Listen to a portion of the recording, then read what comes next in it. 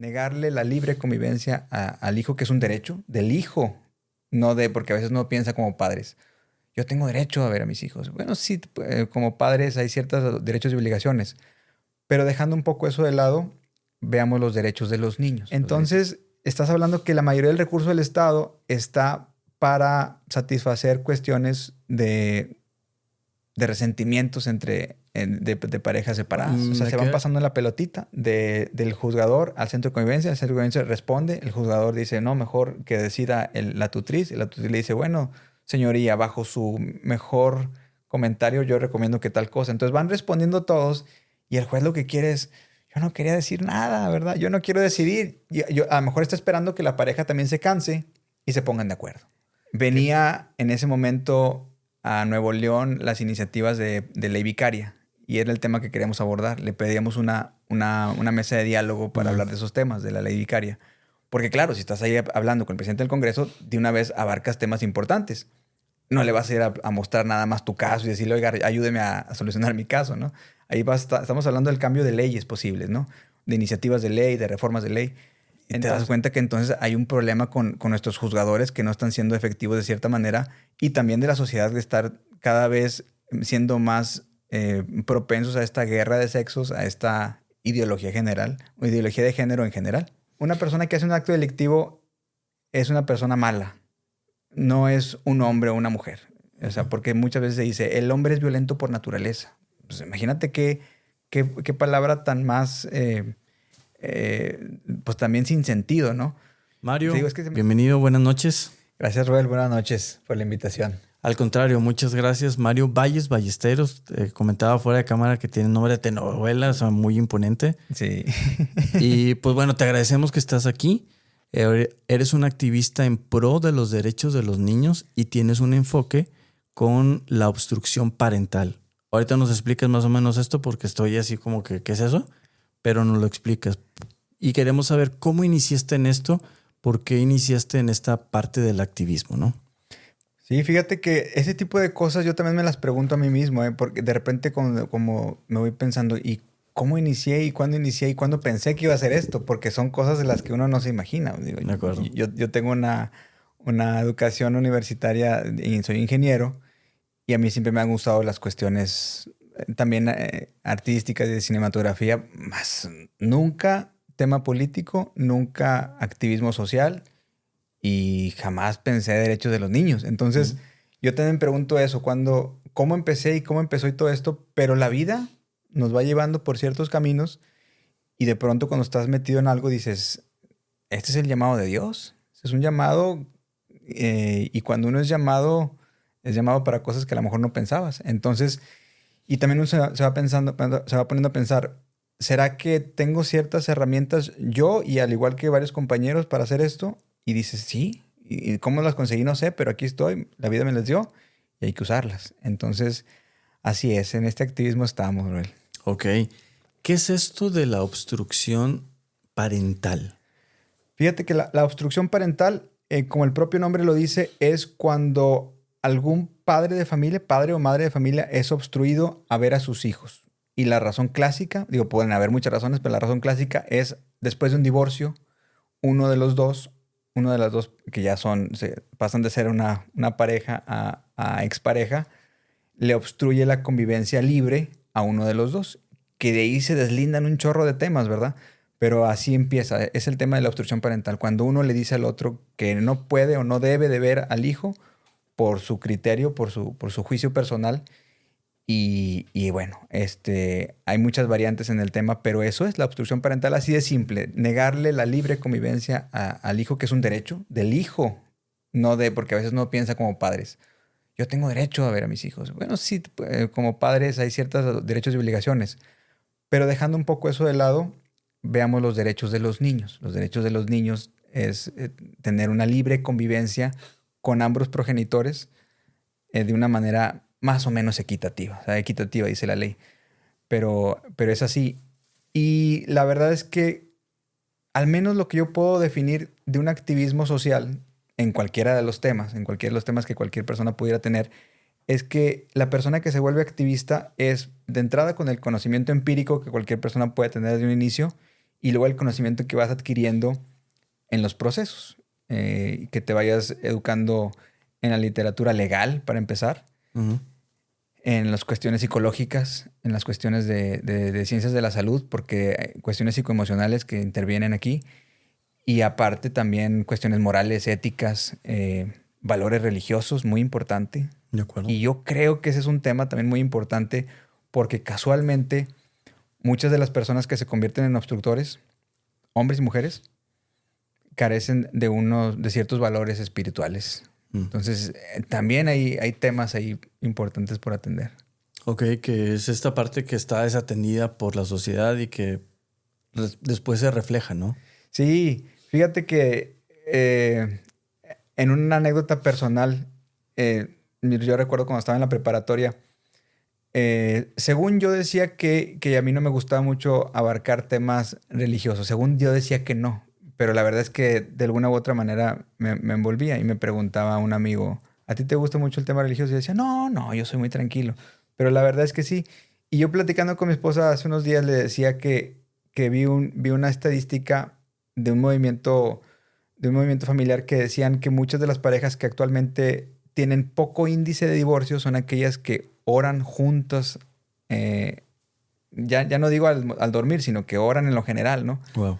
Entonces tienen un poco índice de divorcio, porque la tasa de divorcios actualmente en el mundo está, bueno, digamos en Occidente, Ujú. cerca del 40%, y hablando de México y hablando de Nuevo León, por ahí anda, en 40% en términos generales de divorcio, ¿no? De cada 10 parejas, casi 4 están divorciando. Ujú. Entonces, pero por el otro lado, parejas que oran juntas, que están juntas en oración con valores religiosos de cualquier denominación, tienden a tener menos problemas, menos conflictos familiares, menos divorcios. Y si lo arrastramos al tema de la obstrucción parental, estaríamos hablando de que pudiera desaparecer. Entonces, hay mucha responsabilidad, yo creo que de las personas que pudieran acercarnos o no a los valores Sí. espirituales, que esos esfuerzos no se rindan, porque de ahí depende también el núcleo familiar. Ok. Entonces, en esta parte, bueno, me queda claro que sí, nos falta mucho la parte espiritual. La dejamos siempre de lado, pero es una parte muy importante para cada uno de nosotros, ¿no?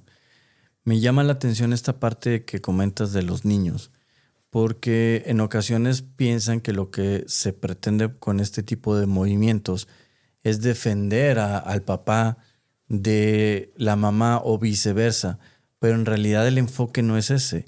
El enfoque es el derecho de los niños de ver a papá y mamá por igual, ¿no?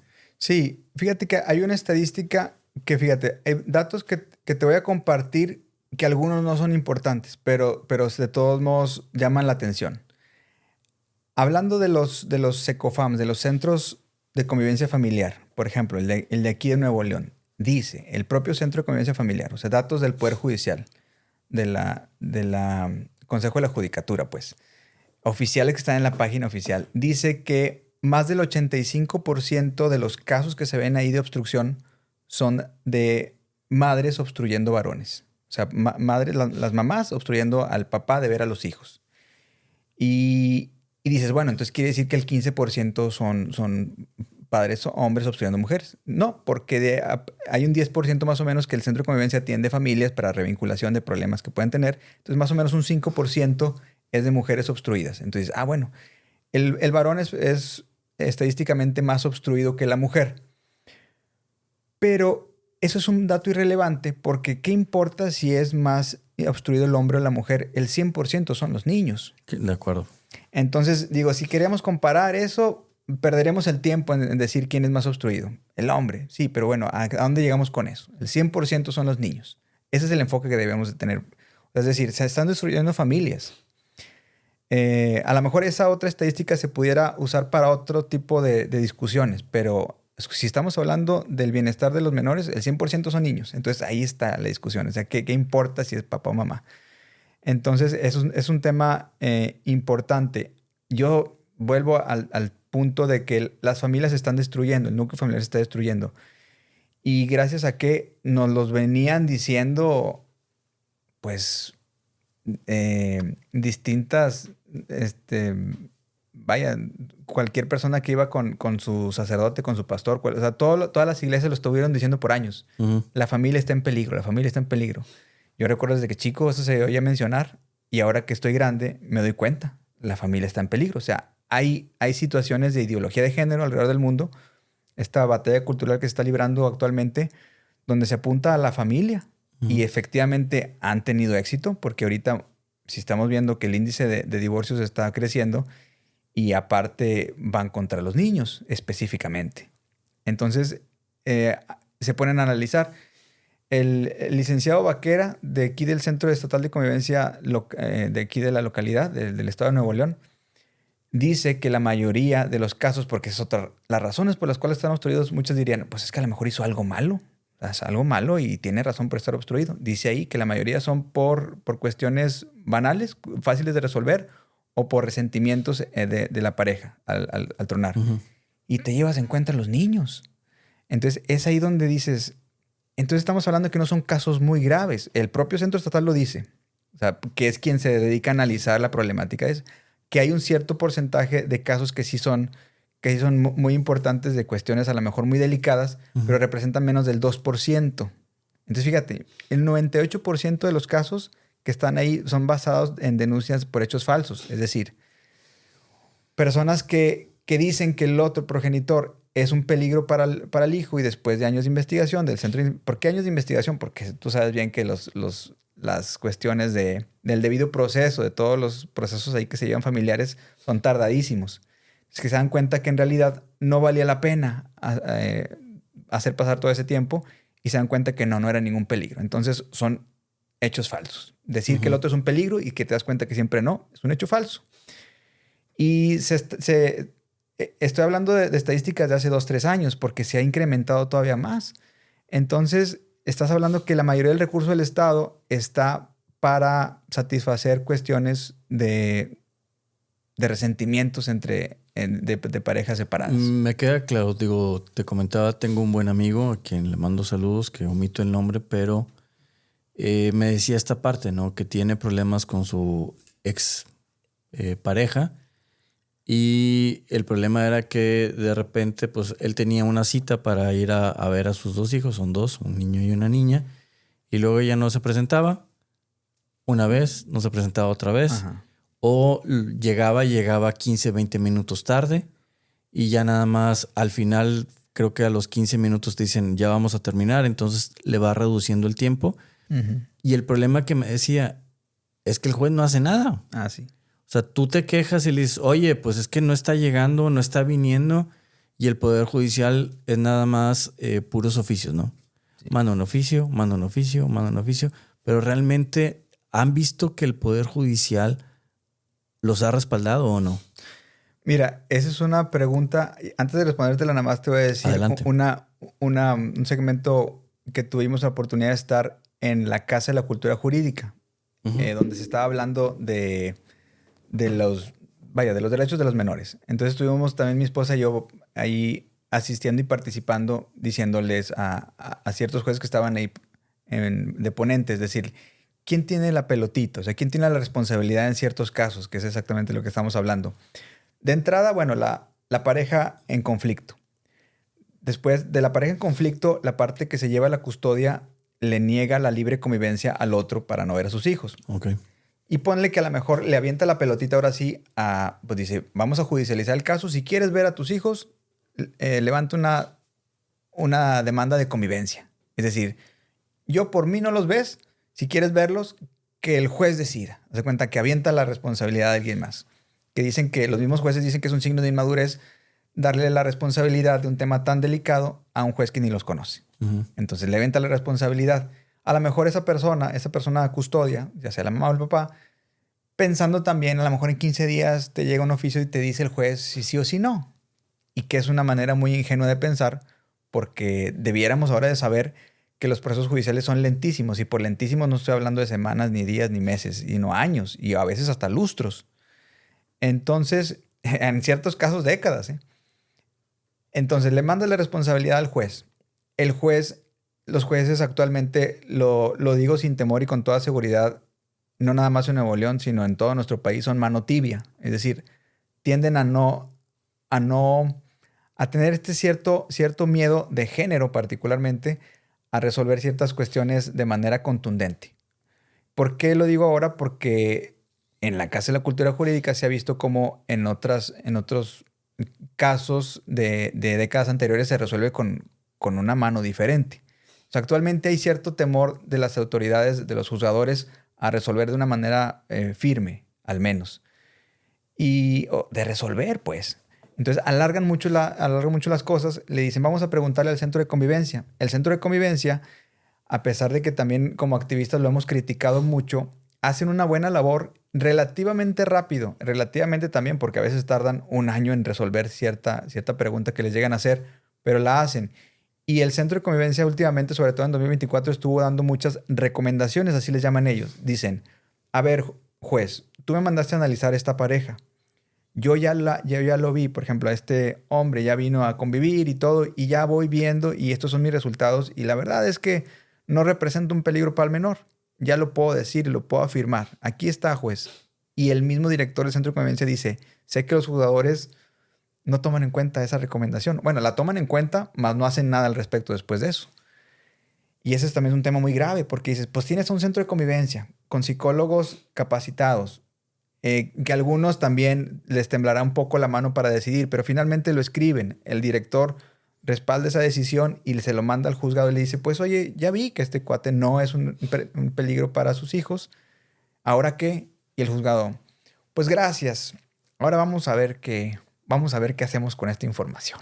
Okay. Y pueden pasar meses, y pasan meses. Entonces le preguntan vamos a preguntarle ahora, pues vamos a mandarlo al DIF, al CAFAM, a las diferentes instancias del DIF que hay aquí en Nuevo León, para alargar más el proceso, para tener más respaldo, ¿verdad? ¿Estas son prácticas del juzgado o son prácticas de los abogados? Son prácticas, mira, es cierto también que a los abogados les conviene alargar todos estos procesos, pero la verdad es que también los juzgadores pudieran parar a un abogado leguleyo que esté tratando de alargar los procesos. O sea, también está en el poder de los abogados de decir, oye, abogado, estoy viendo que estás tú alargando mucho las cosas para tu conveniencia. Se llaman tácticas dilatorias del proceso, ¿no? Exactamente. Pero también el juzgador es muy responsable de esto, porque cuando te manda a una serie de terapias que pues, puedes decir, bueno, qué bien que estén justificadas. La escucha del menor, que te manden al DIF, que le pregunten a la tutriz, que le pregunten a todos los jueces involucrados en otros aspectos. Si hay de repente ya cuestiones penales también relacionadas, que le pregunten a la fiscalía. Vaya, pero no les preguntan a todos de un sopetón, sino que se van esperando meses. Por ejemplo, las escuchas del menor ocurren en el año 2 o 3 después de que se inicie un proceso. Oye, deberías de empezar por ahí. O que se hacen exámenes sistémicos de parte del centro de convivencia también en el año 2. Dices, oye, pero ¿por qué dejar pasar todo esto? Mejor si ya sabes la serie de procedimientos a las cuales les puedes preguntar desde un inicio para que agilice las cosas. Entonces no hay un interés real entre los juzgadores de agilizar las cosas. Entonces van dejando todo pasar por este temor a hacer una mano firme con algo, ¿no? Y bueno, y ahí va, o sea, se van pasando la pelotita del juzgador al centro de convivencia. El centro de convivencia responde, el juzgador dice, no, mejor que decida la tutriz. Y la tutriz le dice, bueno, señoría, bajo su mejor comentario yo recomiendo que tal cosa. Entonces van respondiendo todos y el juez lo que quiere es, yo no quería decir nada, ¿verdad? Yo no quiero decidir. A lo mejor está esperando que la pareja también se canse y se pongan de acuerdo. Que puede que suceda en muchas de las ocasiones, porque también no nada más se cansan por el tiempo que ha pasado, sino se desgastan monetariamente claro, en pagar los abogados todo ese tiempo. Entonces también pueden ser tácticas dilatorias del juzgado para lavarse las manos. O sea, siguen aplicando la de Poncio Pilatos. No querer ensuciarse las manos con una decisión porque dicen, híjole, pues son menores, ¿verdad? Y mejor que no. O sea, ¿ves tú que tiene algo de miedo al resolver para no equivocarse? O sea, de que a lo mejor digo que hagan esto y afecta al menor. ¿Es parte algo de miedo de poder resolver en tal o cual sentido? Fíjate, esto no es solamente una percepción personal. Lo hemos visto en casos jurídicos como por ejemplo el del FOFO a nivel nacional o en otros que se han hecho mediáticos. Los jueces resuelven como que para darle un poco de complacencia al público. Entonces, las cuestiones de género están muy fuertes. Entonces, si el feminismo en la última década ha reinado mucho en las cuestiones de manifestación y todo esto, es muy lógico que los jueces hoy en día digan, híjole, pues es que la señora dice que no es conveniente. Sí, pero juez, ya le están demostrando diferentes instancias, o sea, básicamente todas a las que le ha podido preguntar que no es cierto. Pues sí, pero pues la señora dice que no. Entonces dice, oiga, señor, pero no estamos pidiendo cuestiones fuera del ordinario, una custodia compartida. Convivencia, claro. Y aparte respaldada por fiscalía, por la tutriz, por el centro de convivencia, por el CAFAM, por el DIF, por todas las instancias dichas. Sí, pero pues es que ¿cómo les voy a dar custodia compartida si no se llevan bien? Si la señora dice que no se llevan bien. Pero bueno, yo no lo estoy diciendo yo, ya lo estoy haciendo todas las instancias posibles. Entonces ahí te das cuenta que efectivamente los juzgadores les tiembla la mano a esa decisión. Y no es lo que uno se esperaría de las cosas que uno pudiera ver de resoluciones en décadas anteriores o en otros países. Pero bueno, a veces dicen, no podemos comparar la justicia mexicana con la de otros países. Yo digo que sí se puede, porque en México somos muy buenos para absorber todo lo negativo de otros países, pero no lo positivo. De acuerdo. Y una de las cosas positivas que tienen otros países es la manera más rápida de resolver los conflictos, que para otros países se consideran lentos, pero en nuestro país sí somos algo todavía peor que lento. O sea, somos una cosa que va pues no sé, en una velocidad absurdamente lenta, ¿no? Porque aquí, si allá en Estados Unidos en cuestiones judiciales se tardan alrededor de meses en resolverlo, tal vez medio año, aquí nos estamos tardando unos 5 o 6 años, ¿no? Entonces, aquí la cuestión es lenta, pero absurdamente lenta. Y aparte, lo dicen también los tribunales colegiados, que también los jueces no les gusta resolver para que lo resuelva el tribunal colegiado, la última instancia. O sea, que se eleve. Entonces, los jueces ya como que saben bien que si no resuelven ellos acorde a complacencia de alguna de las partes, pues que lo resuelvan en el tribunal colegiado, aunque eso signifique para el menor esperar, pues ya están perdiendo una década. Uh-huh. Porque los años que perdieron en la primera instancia, más los que van a perder en las siguientes, pues se les va a ir una década completa. Entonces los jueces dicen, ¿pero a mí qué? O sea, yo tengo muchos casos, no me voy a mortificar por mandar más. Entonces, el tribunal colegiado actualmente está recibiendo en promedio de entre 100 a 150 casos nuevos semanales. Uf. Adicionales a los 1000, 2000 que tengan ya Entonces, el sistema está colapsando. Porque decía hay una persona del tribunal colegiado, va a colapsar, ¿no? Ya está colapsando. Porque al no tener una cantidad muy grande de trabajos y no poderlo resolver rápido, y todavía viene un cúmulo más. Y la pregunta que te decía al inicio, ¿de quién es la culpa? ¿Esa pelotita quién la tiene? La sociedad, por en conjunto estar todos denunciando y demandando de manera constante todas las problemáticas que hay, porque había fuertes campañas en la década anterior que decía, cualquier cosa que te pase, denúnciala o demanda. Y los abogados obviamente también te dicen, no, claro, denuncia, demanda todo lo que te ocurra. Y si no denuncias, es tu culpa por no denunciar. Pues sí, yo puedo denunciar, pero voy a denunciarle a un sistema jurídico que sé que no tiene la capacidad de resolver en tiempo y forma. Que ese principio de la justicia pronta y expedita es... Solo en letra, ¿no? Solo en letra.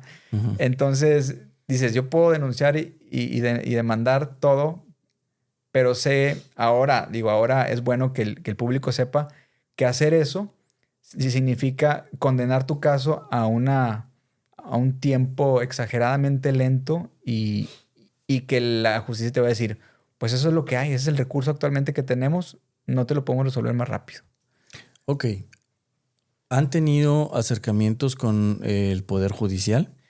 Sí, definitivamente el Poder Judicial es el primer acercamiento. Como activistas es lo que hicimos bueno, de entrada, cada persona en lo individual con sus casos es el primer acercamiento que tienes con el Poder Judicial. Pero ya como activistas haciendo manifestaciones, empezamos a finales del 2021 okay. con manifestaciones ya muy, muy activas en protestas en calles, que yo considero que es lo que hablamos en llamada telefónica, que es lo que considero que cualquier activista sí empieza, en protestar en la calle acerca de la problemática. Afortunadamente, en estos años que han transcurrido, pues sí hemos tenido éxito en esa llamada de atención y se han abierto puertas tanto mediáticos como medios de comunicación, como del propio Poder Judicial y como del Congreso. Entonces sí ha habido una respuesta, más bien sí ha habido una apertura al diálogo.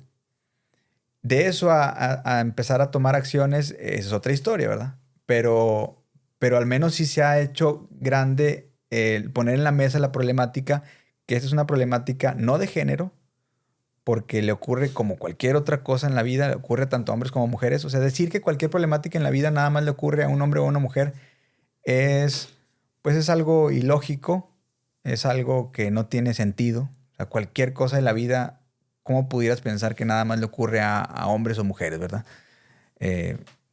Habrá cosas muy puntuales, como por ejemplo un embarazo, pues nada más las mujeres se embarazan, ¿verdad? Claro.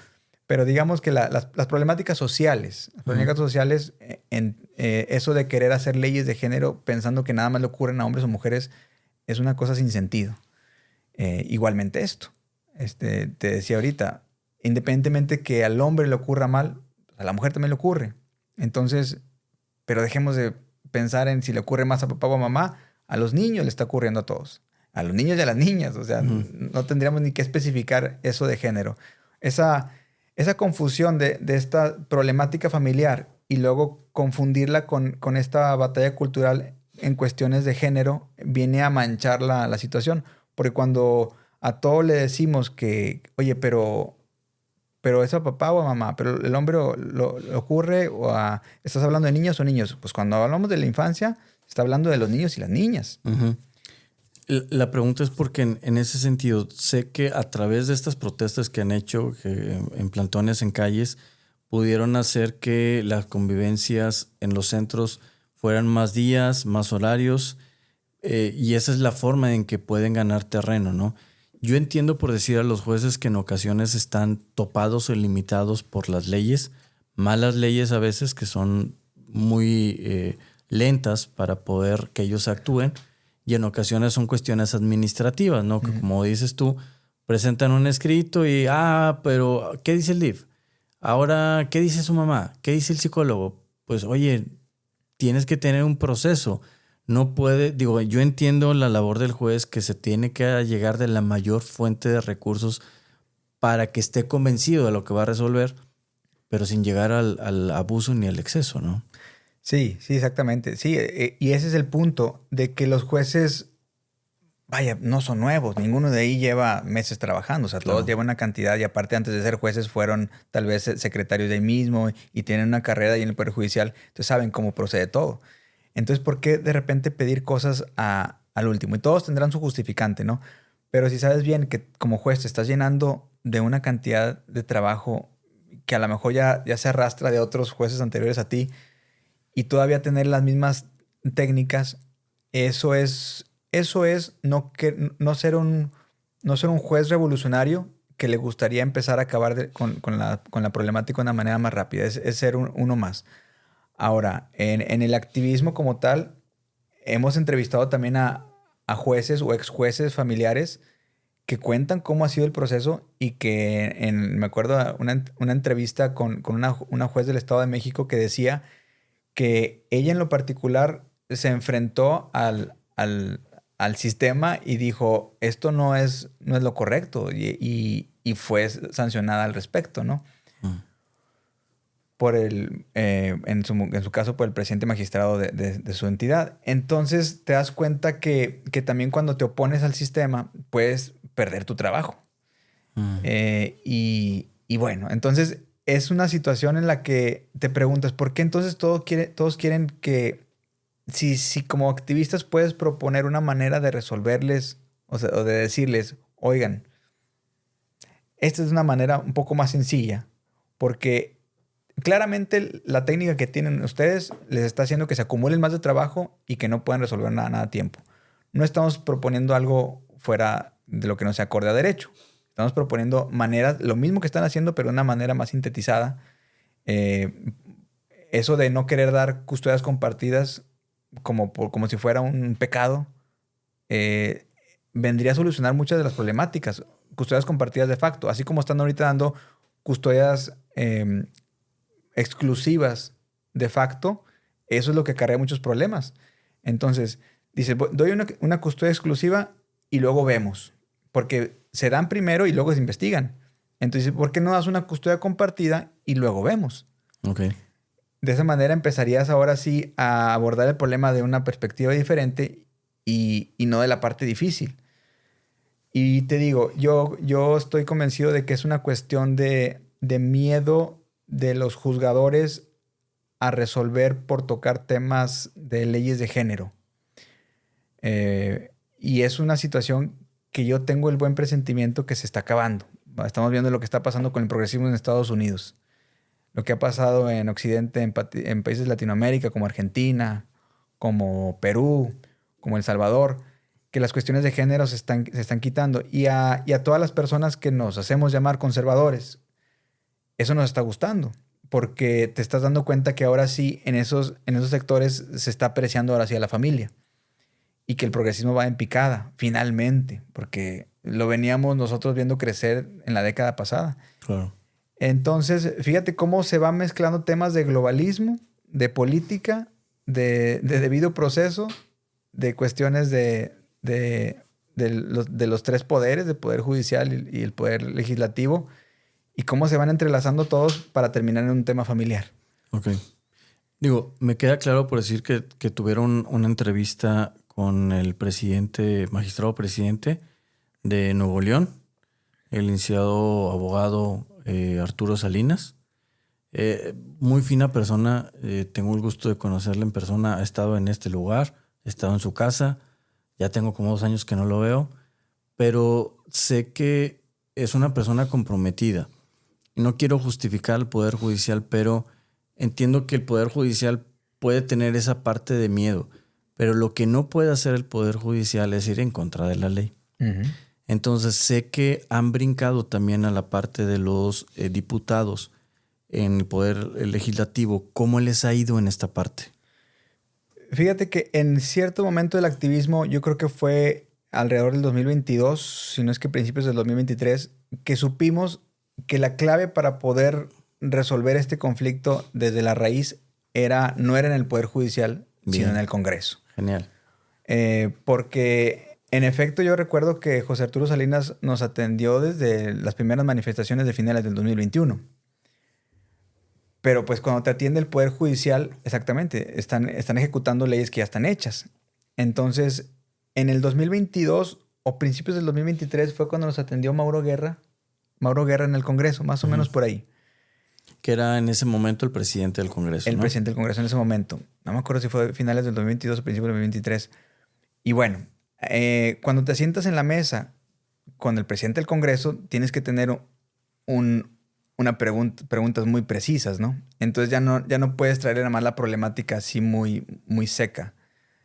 Venía en ese momento a Nuevo León las iniciativas de ley vicaria y era el tema que queríamos abordar. Le pedíamos una mesa de diálogo para hablar de esos temas, de la ley vicaria.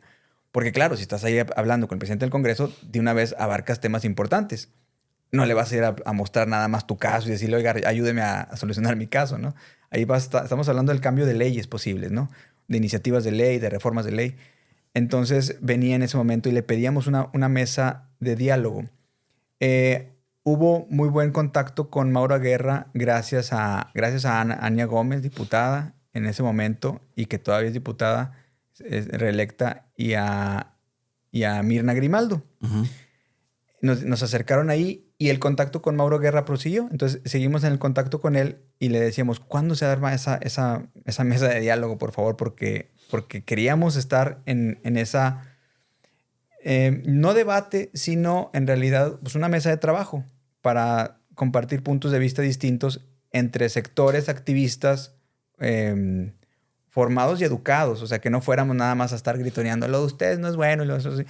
Pero es bueno mostrar los puntos pro familia contra los puntos progresistas, porque así es lo que son, ¿no? O sea, cuando traes ideologías políticas de otros países donde se han mostrado ciertas temáticas, pues estás ahora viendo cómo mostrar el punto de vista familiar. Entonces, ahí era cuando lo pedíamos y fíjate que se concretó esa mesa de trabajo hasta hace poco. Ya no le tocó a Mauro Guerra estar de presidente del Congreso. Está ahora esta chica... Una diputada del PRI, no me acuerdo cómo Sí, se llama. me fue el nombre. Pero bueno, nos atendieron muy bien. Es una muestra de trabajo muy buena. Esperemos tener más al respecto porque fue un muy buen acercamiento que lo veníamos esperando desde el 2023.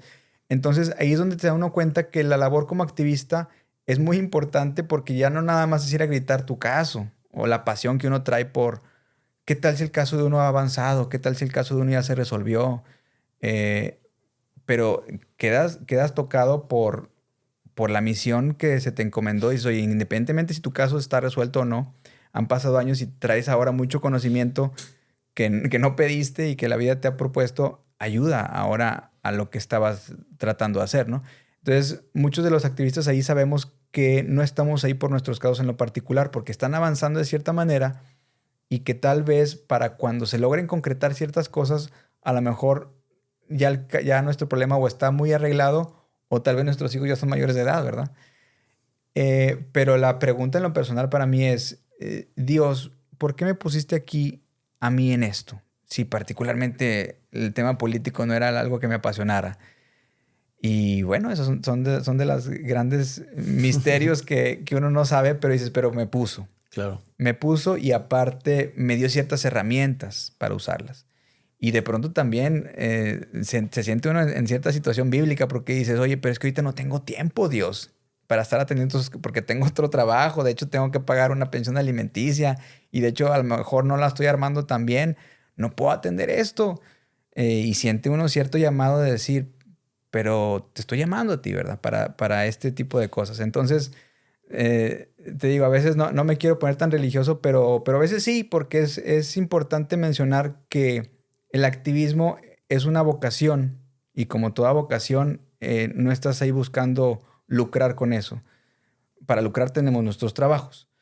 Eh, y a veces se pregunta, Este caso, este tipo de situaciones va más allá de mí y va más allá de mi caso, de mi familia, de mi hija, que en este caso es lo que me lleva a saber ese tema de la obstrucción parental. Y hay otro propósito mayor, que es esto. O sea, estás en el Congreso del Estado. Ujú. Oye, yo antes lejos de mis clases en secundaria de civismo, de que hablaban de los tres poderes de la Unión, lejos de eso yo no sabía de ahora. Y ahora estás sentado con el presidente magistrado del Poder Judicial, con el presidente del Congreso. Y aparte estás sentado no nada más para pedirles una foto o para decir, que lo conozco, sino para decirles de qué manera las cosas están saliendo mal, ¿verdad? Entonces fíjate la importancia de las cosas y aparte dar el seguimiento a que las cosas salgan bien. Ok, entonces en estos acercamientos que han tenido con parte también del poder legislativo, ¿cómo lo han visto ustedes? ¿Está funcionando? ¿Está trabado? ¿Va avanzando? ¿Cómo va? Fíjate, en temas de ideología de género ha servido mucho lo que ha pasado globalmente, a nivel continente. Lo que ha pasado en las elecciones en Estados Unidos Ujú. ha beneficiado mucho a este tema. Va a beneficiar más, porque apenas está comenzando, ¿no? Lo que ha pasado en Argentina, porque sobre todo la situación, particularmente hablando de la ley vicaria, viene de España, Ujú. cae en Argentina y de Argentina viene también hacia mucha influencia hacia México. Luego hay este cambio de poderes en Argentina y ahora México puede decir, bueno, México, si ya estás viendo lo que pasó allá, evidentemente sabes lo que está pasando acá. En España se hizo con la ley vicaria un tremendo, pues vaya, la afectación a las familias allá fue grandiosa. ¿Nos puedes explicar un poquito más de la ley vicaria, por favor? La ley vicaria, en términos fáciles de explicar, sería lo siguiente. Es una ley que está diseñada, de entrada es una ley de género. Ley de género significa que dice que es una problemática que nada más le ocurre a un género, en este caso las mujeres. De hecho, cualquier ley de género nada más habla de la mujer. De entrada ya es un acto anticonstitucional tener una ley de género porque artículo 4 dice que el hombre y la mujer son iguales ante la ley. La ley dice que en cuestiones de, por ejemplo, de una separación de una pareja, cuando el hombre trata de usar a los hijos para afectar a la mamá. De entrada también estás diciendo, ok, porque la víctima siempre va a ser la mujer, la víctima principal. Entonces estás hablando de que el interés superior del menor ya no lo tomaste en cuenta, porque estás hablando de que usaste a los hijos para llegar a la madre para afectarla. O sea, es decir, los hijos nada más fueron un camino, la interpósita persona para llegar a la víctima principal, que es la mujer. De entrada te estamos hablando de que el interés superior del menor ahí queda desbancado porque la víctima principal es la mujer. En esta mesa de trabajo, por ejemplo, se decía, no, también estamos viendo por los menores. O sea, el menor es la víctima secundaria. Oye, señores, pero aquí nos dice la ley que el interés superior es del menor. El menor nunca puede ser tomado como una víctima secundaria cuando se supone que lo usaste, como dice la ley, para llegar a otra, ¿no? Y te digo, el equivalente es que si dos papás están en algún festival escolar discutiendo y tienen a los hijos ahí y uno para hacer enojar al otro le pega al niño y el otro se enoja y dice, oye, ¿por qué le pegaste a mi niño? Te voy a denunciar. Y va y lo denuncia. Oiga, le pegaron a mi hijo. Ah, pues vamos a denunciar a ese señor y vamos a ver a su hijo. No, yo soy la víctima. Pero no le pegaron al niño. Sí, no, lo usaron a él para llegar a mí. Lo usaban al niño para llegar a mí. Me estaban afectando a mí porque la discusión era conmigo, entonces me quiso sentir mal. Y a mi hijo le dieron un moretón, pero chéqueme a mí, yo estoy afectado emocionalmente. Ah, él es una víctima secundaria, pero yo soy el que estaba ahí enfrascado en la pelea. Señor, pero vemos al niño, ¿no? Porque le dieron una patada. No. Él es una interpósita persona para llegar a mí. Véanme a mí. O sea, eso es la ley vicaria. Pero aparte de lo incongruente que suena esta historia, porque así es que solamente en la ley vicaria se dice que la víctima siempre es una mujer y el victimario siempre es un hombre. Siempre. Y que el menor es solamente una interpósita persona para haber llegado a la otra. Y que es una ley de género porque siempre ocurre así. Pero luego les dices a las feministas, oye, pero acá en el SECOFAM dice que más del 85%, que es donde los datos ahí sí ahora te servirían. Nada más para desbancar esa teoría, ¿verdad? Porque no sirve para otra cosa. Que más del 85% de los casos son de mujeres a hombres. Bueno, puede que sí haya algunos hombres afectados por eso. No es que puede que haya algunos. La mayoría son. Bueno, hagan su ley. Es la respuesta de las vicarias de las feministas. Hagan su ley, ustedes hagan su ley. Porque esta ley es solamente para mujeres. Oye, pero de entrada, ¿cómo está que dices que cada quien haga su ley?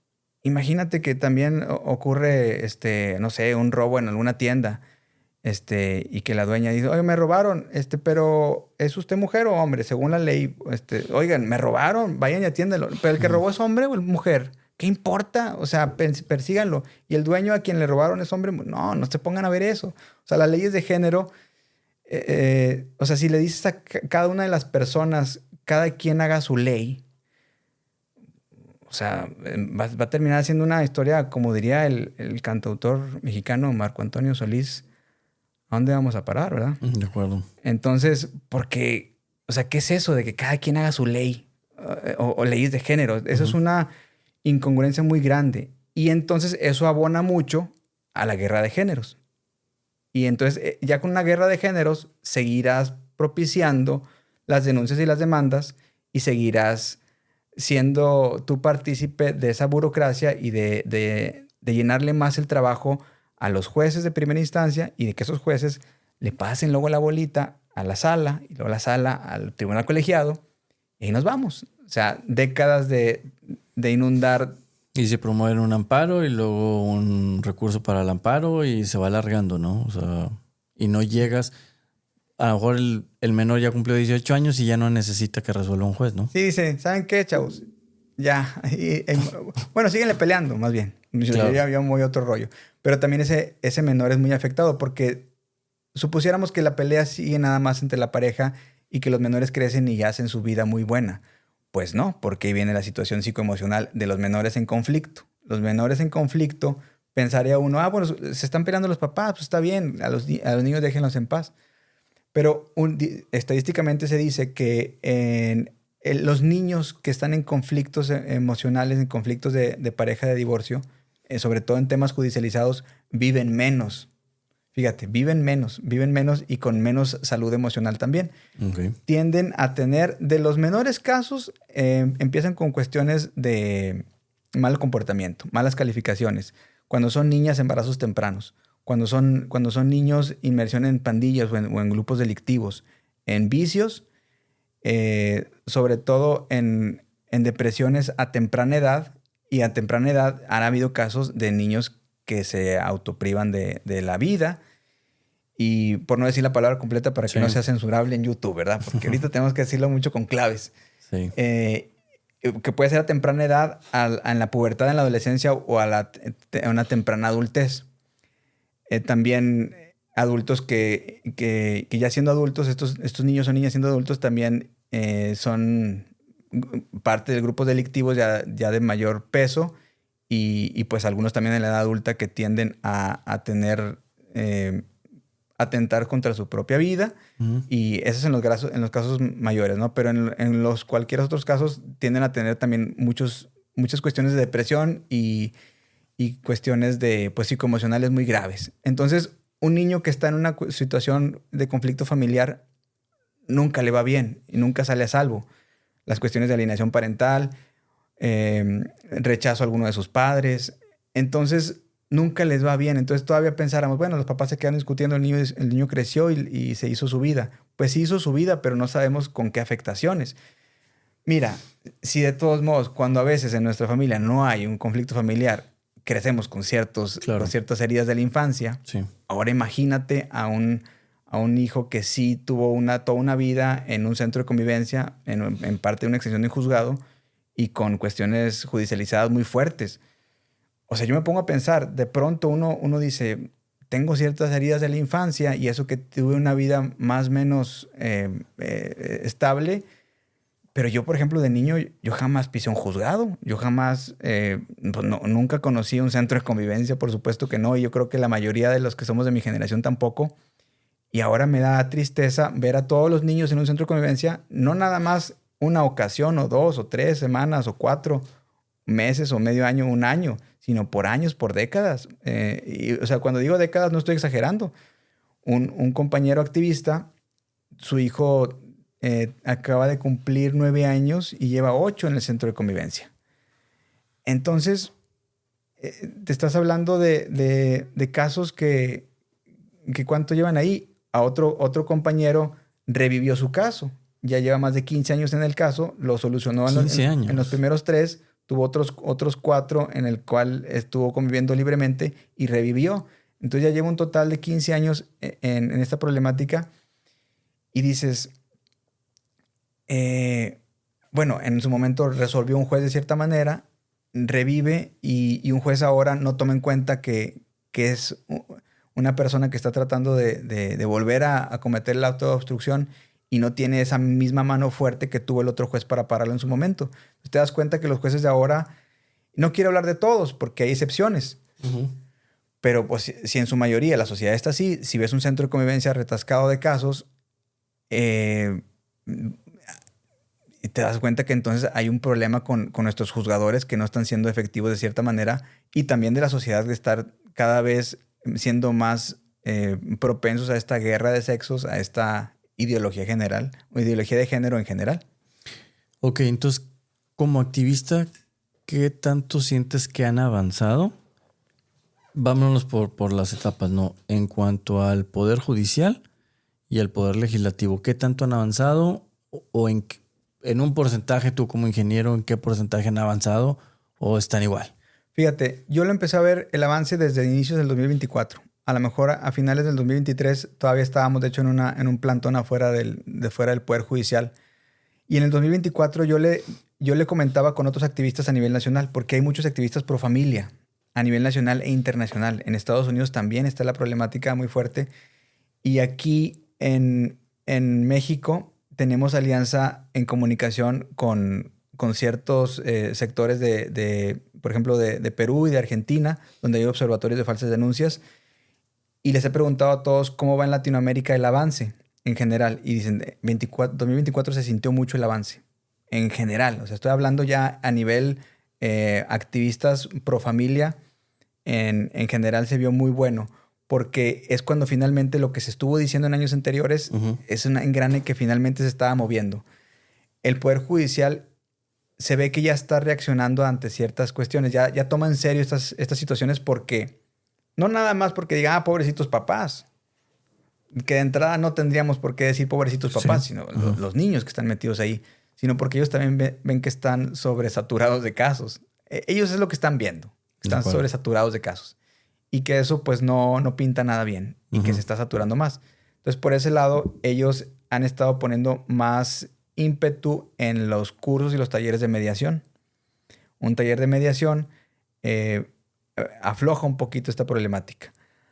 Ahora, si el Poder Judicial también se apoyara mucho en los grupos pro familia, que ven que están a favor de la mediación, que estamos a favor de no judicializar los casos, el Poder Judicial se podría apoyar mucho en estas asociaciones, movimientos pro familia, y no los movimientos de cuestiones de leyes de género. Porque las leyes de género están haciendo totalmente la inversa, ¿no? Es lo que te está llevando más problemáticas a ti, Poder Judicial. Entonces, si estas personas logran involucrarse mucho en el Congreso y convencer a los diputados de que las leyes de género son el futuro, volteen a ver España, ¿verdad? A cómo les fue. O volteen a ver otros países. O sea, no necesitas... No vivimos en una época donde no haya comunicación global. Volten a ver otros países cómo les va y ahí está el resultado. Entonces, si ellos se pudieran dar cuenta de eso y de que cómo los grupos pro familia pueden abonar mucho promoviendo la mediación y promoviendo, pues, parar la guerra de géneros entre la sociedad y alivianar esto de otras maneras, la justicia restaurativa, que es algo que también menciona el Poder Judicial fuertemente, son la clave para que no le demos de comer a los abogados leguleyos. Porque los que están aquí gozándote de esa situación son los abogados. Dice, por favor, peléense más. Claro. Porque me va mejor a mí, ¿verdad? De acuerdo. Entonces, los abogados leguleyos, claro que te lo dicen. Y eso me recuerda a una plática que dimos en la Facultad de Derecho, donde hacíamos mucho énfasis en la ética profesional. En todas las carreras, todos los que fuimos a la escuela, en todas las carreras teníamos de tronco común la ética profesional. Y también lo mencionaba yo en otra universidad tecnológica de Cadereyta, que no le llamaban ética profesional, pero tienen otros nombres más o menos afines, ¿no? Cuando pierdes la ética profesional, el abogado también la llevó a esa materia y la está ignorando por completo. La abogacía es una carrera muy interesante. O sea, ir a la Facultad de Derecho y egresar de ahí es todo un honor para que luego termines con actitudes leguleyas. O sea, que donde ya te pese más el ingreso económico que toda la facilidad que le estás dando al sistema para ser más corrupto. Entonces, el tema de la ética profesional en los abogados es un tema grandioso porque eso es lo que en realidad en los colegios de abogados lo tratan de fomentar mucho, ¿no? El tema de la honorabilidad de esa carrera, y es una de las carreras más desprestigiadas a nivel sociedad, y debiera ser una de las carreras más honoríficas porque de ahí dependemos mucha parte de la sociedad y la tranquilidad de muchas personas. Hay una historia que parece chiste, pero es anécdota, como ese buen Franco Escamilla, que está un abogado recién graduado y el papá había tenido un asunto por 6 años y el abogado, el hijo, toma ese mismo asunto y lo resuelve en 6 meses. Y va y le dice al papá, yo lo resolví en 6 meses, papá, tú tenías 6 años. Y el papá le dice, ¿y sabes de dónde estuviste comiendo los últimos 6 años? ¿Quién pagó tu carrera? Exactamente. Entonces, eso es lo que voy, es esta parte de las tácticas leguleyes que de repente tienen algunos compañeros abogados, que no es por un peso que te vayas a ganar, y no es por el hombre o la mujer, es por los niños, por los hijos, los que se están afectando por tácticas leguleyas, por leyes de género. Estás afectando a un menor y va a ser muy grave lo que estás haciendo, porque ese menor va a crecer con un trauma, con la falta de papá o con la falta de mamá, que lo vas a integrar a una sociedad y va a repetir el mismo patrón. Entonces necesitamos dar ese giro, cambiar esto desde el Poder Judicial, desde los diputados y nosotros como sociedad también involucrarnos más en lo que está pasando, ¿no? Porque no es el único activismo que hay. Hay muchos mujeres que son acosadas, hombres que están también en acoso. Entonces, tenemos que dar un giro fuerte, ¿no? Sí, fíjate que en el tema de la mujer a mí me preocupa particularmente algo. Ahorita fuera de cámara estábamos hablando de otros temas graves de mujeres, ¿no? Los temas que son muy verídicos de mujeres que están enfrentando cierta problemática y que alzan la voz, quedan minimizados ante la cantidad de, por ejemplo, de mujeres que levantan las falsas denuncias. Porque Sí. entonces el movimiento genuino de mujeres que han sido víctimas de ciertas situaciones quedan opacadas porque ahorita está muy de moda el feminismo que busca ya no la igualdad, sino la impunidad. Mm. Entonces está perdiendo mucha fuerza la mujer que genuinamente tenía una problemática y que ahora está siendo opacada por todo esto. Y eso da tristeza porque muchas luchas que fueron inicialmente, pues, concebidas de una manera muy digna y muy real, pues están siendo afectadas por esto. Entonces, vuelve a la balanza a recentrarse. Y ahorita que está de moda en este último mes, todas las denuncias falsas que se han hecho muy mediáticas, qué triste sería que muchas personas, hombres y mujeres que han decidido alzar la voz por algo justo, estén siempre ahora, te digo, manchados por cuestiones así.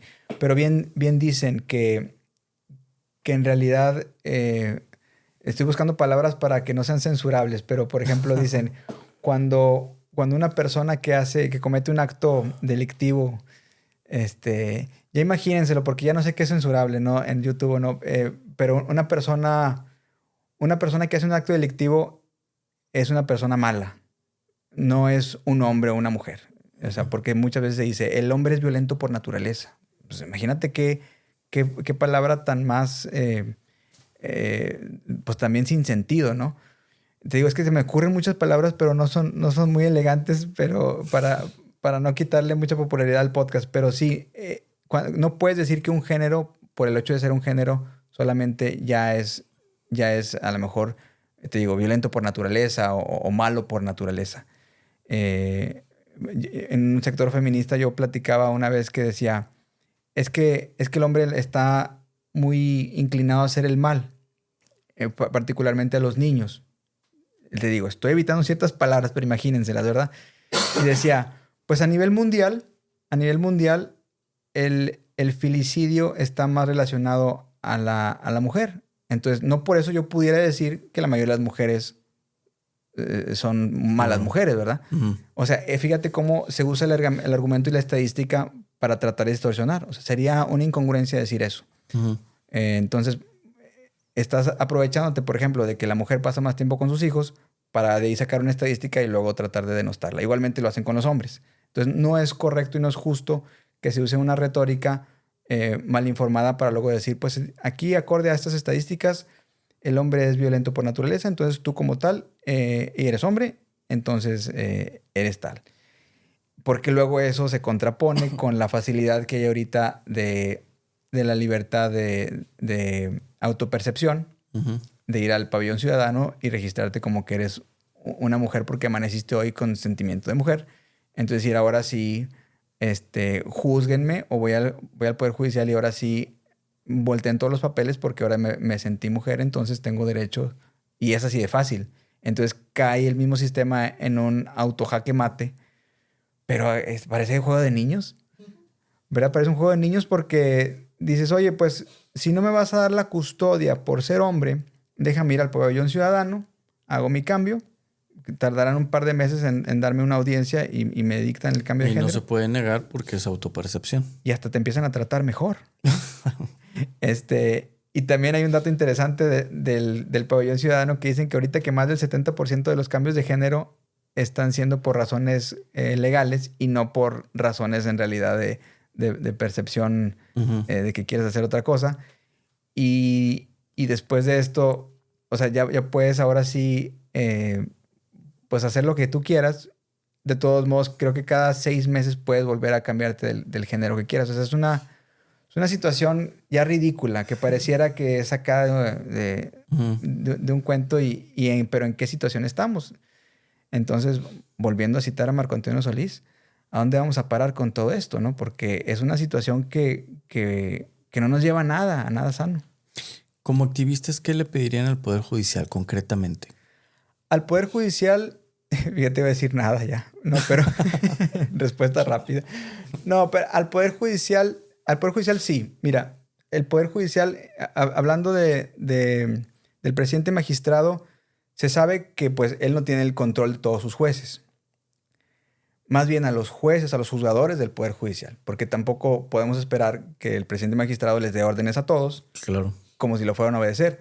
Más bien a los juzgadores del Poder Judicial, la respuesta sería, en concreto, escuchen de entrada a los movimientos familiares, no a los movimientos que fomentan las leyes de género. Ese era por un lado. Esa sería la petición en concreto.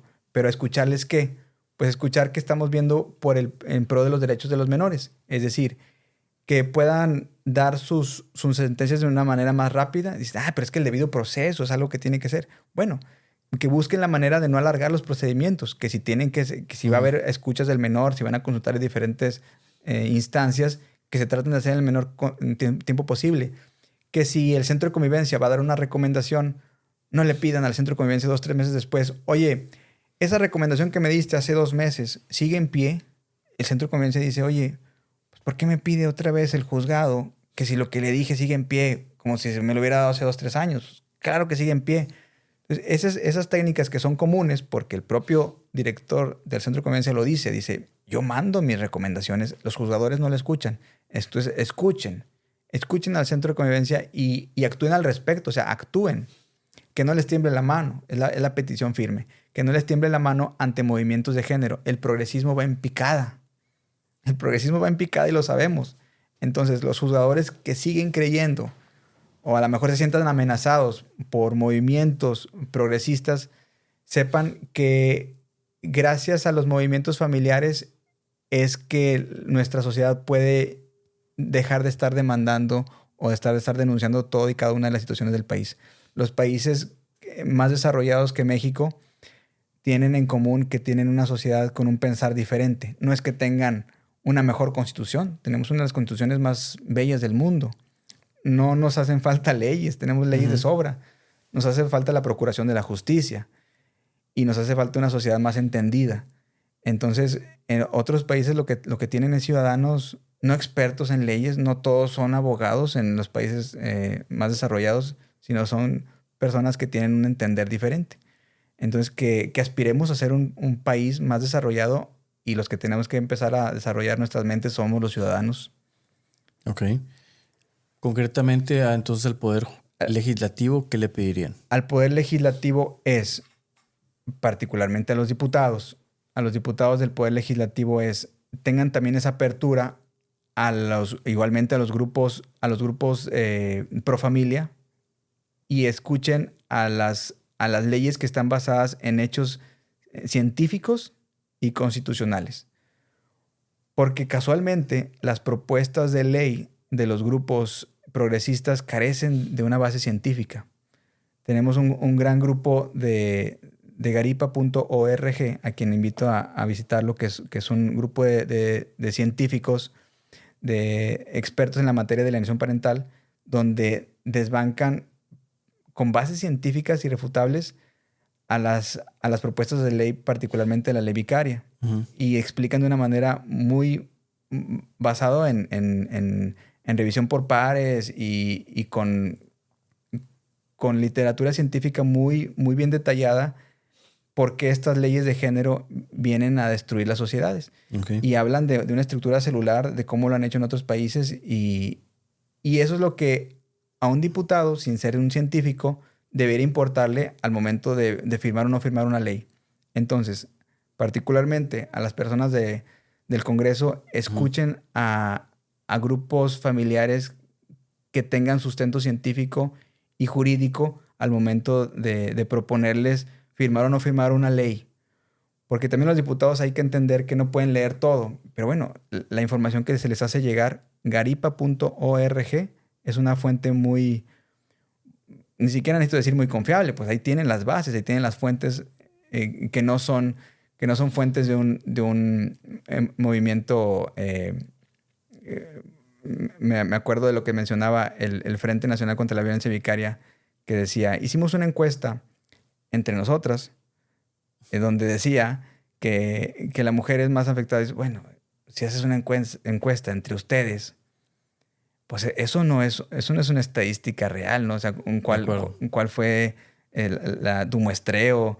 Eso no son datos científicos fiables, ¿no? Entonces, vuelvo a mencionar esto de garipa.org, donde se muestran fuentes internacionales de estudios científicos de varios países. Creo que son 11 países los involucrados en ese tipo de investigaciones, donde no es un grupo de un movimiento familiar de gente que nada más se puso a encuestar gente. O sea, hay un respaldo científico de cómo se deben hacer este tipo de estadísticas bien hechas acorde a una metodología de la investigación. Uh-huh.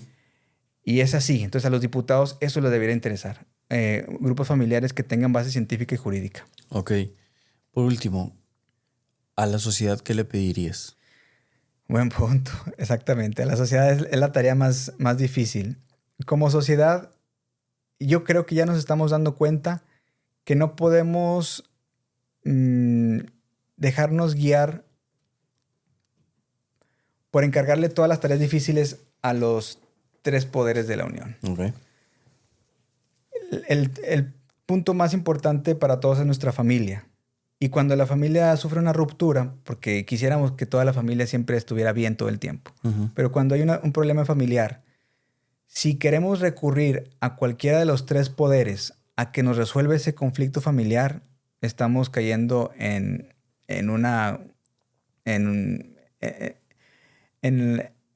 uno de los temas más ingenuos posibles. Querer que cualquiera de los poderes de la Unión, o sea, que el gobierno en cualquiera de sus facetas te resuelva un problema familiar, es una de las ingenuidades más grandes en la que pudiéramos caer. Entonces, sociedad es pedir eso.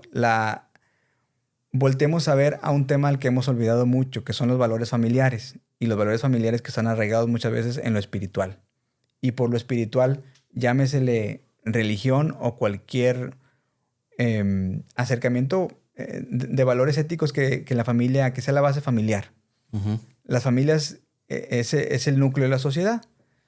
Entonces, es la célula básica de la sociedad, se le llama. Y si la familia se altera en cualquier sociedad, como país, nuestro futuro pues está en un grave peligro. Y es en el que estamos viviendo en el país actualmente. Entonces, como sociedad es dejar de pensar que un tercero puede venir a arreglar las situaciones que nosotros debiéramos de poder arreglar. Está difícil esa petición, porque van a decir, pues claro, pero si la situación suena muy difícil, porque a veces nos obligan a judicializar nuestros casos. Pero hablemos de la educación que le vamos a dar a nuestros hijos. A lo mejor ya no podemos resolver cuestiones que ya están muy afectadas actualmente, pero pensemos en nuestros hijos y en qué educación les vayamos a dar, porque ellos son las futuras familias y los futuros conflictos o los futuros arreglos que espera nuestro país. Ok. ¿Qué mensaje dejas entonces, haciendo resumen del Poder Judicial, Legislativo y a los grupos, bueno, a la sociedad en general?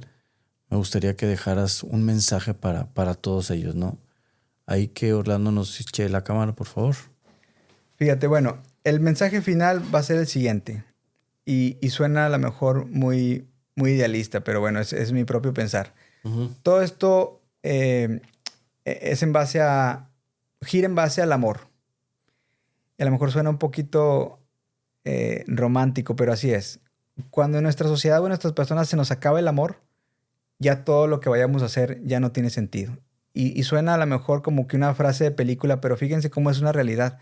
Cuando en nuestra base ya perdemos y nos dedicamos a la guerra, y a la guerra de sexos y a la guerra entre parejas, pues estamos destinados a siempre estar emproblemados, a siempre estar queriendo buscar las soluciones de otra manera. Y pues lo contrario a la guerra es el amor. Y se nos ha dicho de diferentes maneras, y a lo mejor como sociedad hemos querido pintar las cosas de una manera diferente, pero siempre tengamos que en el centro de nuestro pensar estén las cuestiones éticas y valores familiares con base en el amor. Esa es la solución para todos nuestros conflictos. Entonces, démonos cuenta que nuestras familias son el más grande tesoro que podemos tener. Y la base de todo esto tiene que ser siempre, siempre, siempre alrededor de las cuestiones de que giran alrededor del amor. Entonces, pongámosle pasión a eso y creo que eso puede ser en realidad la solución. Pues no creo. Es una realidad que esa va a ser la solución para todos los conflictos de la sociedad. Muy bien, perfecto. Entonces, hay mucho que hacer, pero se está avanzando y la forma de avanzar es lo que están haciendo precisamente con el activismo, porque lo peor que podemos hacer es no hacer nada, quedarnos callados en casita y esperar a que se resuelva, porque eso no va a pasar, eso es imposible. Tenemos que actuar y parte de lo que están haciendo es ese activismo en pro, no del hombre, no en contra de la mujer, es a favor de los niños. Los niños tienen derecho a tener un papá y una mamá y verlos por igual. Así es. Sí, es un derecho exacto, es algo que debemos de mencionar mucho. El derecho es de los niños. No de los adultos. Los adultos tenemos muchos derechos, claro, pero aquí no se ve eso. O sea, el derecho, cuando hablas de familias, estás hablando de los niños primero. Cualquier padre de familia te puede decir eso. Claro. ¿En quién piensas primero? En los niños. Los papás quedamos en segundo término. Uh-huh. Contrario a lo de la ley vicaria. Ellos no son interpósita persona. O sea, eso es cosificar al menor. Los menores siempre son lo primero. Cualquier papá o cualquier mamá le puedes preguntar ¿en quién piensas primero cuando tienes que comer? En los hijos primero. Claro. Y después está mi hambre, pero primero en los hijos. Mario, ¿en qué redes te podrían seguir la gente que tenga alguna duda, que tenga alguna situación, que no sepa cómo llevarlo? ¿En dónde podrían comunicarse contigo o con el activismo, ¿no?, que tú representas? Fíjate que en las páginas estamos como Obstrucción Parental. En todas las redes sociales estamos, estoy hablando de Facebook, Instagram, YouTube, TikTok, en Spotify. También tenemos ahí varios episodios. Y así nos representamos. Yo en lo personal tengo mi Instagram personal, @soymariopro. Uh-huh. Ese lo tengo personal, pero ahí me han contactado personas y con las cuales después comparto mi número telefónico y me ha encantado mucho ayudar a personas a aconsejarles de las cuestiones antes de lo jurídico, porque, bueno, y también después tengo amigos con los que platico mucho de cuestiones penales, de cuestiones legales, familiares, donde les aconsejo, pues, qué cosas pueden hacer para no enredarse más, ¿eh? No para alargar los procesos, sino para no enredarse más. Pero el consejo previo a lo legal es yo creo que el oro molido, el consejo previo, y yo con mucho gusto se lo doy a las personas con las que me topo, porque cómo me gusta escuchar de gente que no llegó a enredarse en los problemas legales. Y yo no estoy pensando para aliviarle la chamba al Poder Judicial o a los tribunales colegiados, sino por aliviarle la chamba a la sociedad. Claro. Mira, con una persona que puedas resolverle, claro, habrá muchas más, pero luego se corre la voz. Esa persona luego ayuda a otra y es una cadena de favores. Entonces, como sociedad es lo que podemos hacer. Y yo creo que también las sociedades de hoy en día, los países muy desarrollados, así le hicieron. Uh-huh. No todos los países están desarrollados desde el día en que se fueron fundados. Tuvieron alguna problemática grave y supieron como sociedad ayudarse entre sí. O sea, la solución no puede venir de los poderes hacia abajo, sino de la sociedad hacia arriba, porque la sociedad sana va a formar a los siguientes líderes que luego van a terminar siendo alguno de los poderes. Entonces, y así vamos a hacer una nación fuerte. Entonces, cualquier persona que se considere patriota tiene que ayudarse entre sociedad de una manera desinteresada. Y yo creo que, por ejemplo, esta labor que estás haciendo tú en los podcasts, fíjate, el entrevistarme a mí en lo particular o a cualquier persona de cualquier movimiento, uh-huh. En lo particular te agradezco que le des un poco de voz a la obstrucción parental en general, porque es una problemática que yo antes decía que no se escuchaba mucho y se está escuchando mucho, porque es como el COVID. Antes decíamos, no, pues nunca había conocido a alguien así. Ya todos conocemos a un amigo, un vecino o alguien que pase por esto. Eso es muy grave. Entonces es como un cáncer que está creciendo. Y el hecho de que tú, con los invitados tan especiales que has tenido, le has dedicado también un sector a la obstrucción parental, se me hace muy, muy padre de tu parte, porque la gente que esté viendo esto puede replicarlo y decir, oye, mira, yo conozco a alguien en esta problemática y a lo mejor esta charla le sirve para eso. Entonces, así es como todos caemos en esto. O sea, estamos en una problemática, escuchamos de alguien que nos pudiera aconsejar y aquí estamos. Fíjate, para cerrar este punto que comentas, una, por eso tengo este monito aquí. Dos, porque en una ocasión escuché una historia que me llamó mucho la atención. Que una persona salía todas las mañanas a correr a la playa y veía a otra que se agachaba, agarraba algo y aventaba algo al mar. Uh-huh. Entonces, esta persona se le quedaba viendo, se acercaba y veía que eran estrellas de mar, que las personas la agarraba y la regresaba al mar. Así fueron varios días hasta que un día dijo, pues, ¿qué le pasa a este pelado, no? Y se acerca y le dice, oye, ¿qué estás haciendo? Dijo, pues estoy regresando las estrellas que puedo al mar. Y le dijo, ¿y tú crees que lo que estás haciendo es importante? Se le quedó viendo, se agachó, agarró una estrella y la arrojó al mar. Le dijo, para esa estrella fue importante lo que hice. Entonces, lo que tú estás haciendo, lo que comentas de nosotros de podcast, pues puede ser una estrella en el mar, pero para esa persona es importante y sí, para esa persona lo vale todo. Entonces, por eso hay que seguir haciendo desde tu lucha, desde mi trinchera, el poder llegar a las personas, porque la única forma de cambiar a una sociedad es haciendo algo. Haciendo lo mismo que es hacer nada, no va a pasar nada. La nada no genera nada. Solo las actividades, las acciones generan respuesta. Y cuando es una buena acción, generamos una buena respuesta. Así es, exactamente. No, esa metáfora que dijiste me gustó mucho. También el símbolo de aquí de Don Quijote y Sancho Panza, creo que le da un muy buen valor a tu podcast. Y gracias. Te digo, ese tipo de podcast como el que haces, con que una estrella salga beneficiada, imagínate si son varias, qué mejor, exacto, ¿no? Pero con tienes muy buen público, muy buena aceptación y muy buenas vistas que tienes, pero con que una ya se hizo. Lo valió, exactamente. Mario, quiero cerrar con una pequeña bendición. Quiero bendecir de verdad tu vida, quiero bendecir tu labor, quiero bendecir tus finanzas, tu negocio, también la actividad que estás haciendo, por la esposa que tienes, por la bendición que viene en camino, que Dios ponga su mano ahí para que, como dicen, venga con torta bajo el brazo, para que sean prosperados y que cada persona que ustedes tengan acercamiento pueda entender y pueda cambiar su vida. Pero sobre todo, para que los niños que están ahorita en juego sean beneficiados con la actividad que ustedes están realizando. Que Dios toque los corazones y las mentes de los juzgadores, que toque las mentes y los corazones de los diputados para que puedan cambiar, que cambie los corazones y mentes de nosotros, la sociedad, y que los niños sean protegidos. Entonces, gracias por la labor que estás haciendo, que Dios bendiga enormemente tu vida y que cualquier cosa estamos a la orden. Gracias, Roel. Yo agradezco mucho todo lo que hiciste de corazón. Me gusta mucho esto que haces de las oraciones, porque en realidad lo valoramos mucho los que hemos vivido tempestades grandes y sabemos que una oración en realidad viene a abrir muchos mares. Dios, que Dios te sorprenda cada día y que puedas ver su mano siempre poderosa actuando en ti, protegiéndote a ti, a tu familia y a todo lo que hagas. Gracias, Roel. Al contrario, pues muchas gracias.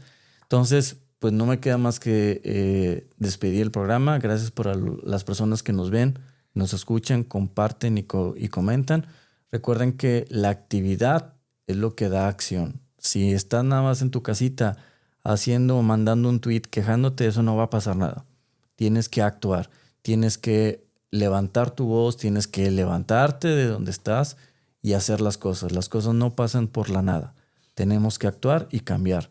Y recuerden que Dios siempre es bueno y Dios siempre provee. Nos vemos en un próximo capítulo. Gracias y hasta luego, Mario. Gracias. Bendiciones, hermano. Gracias igualmente. Listo.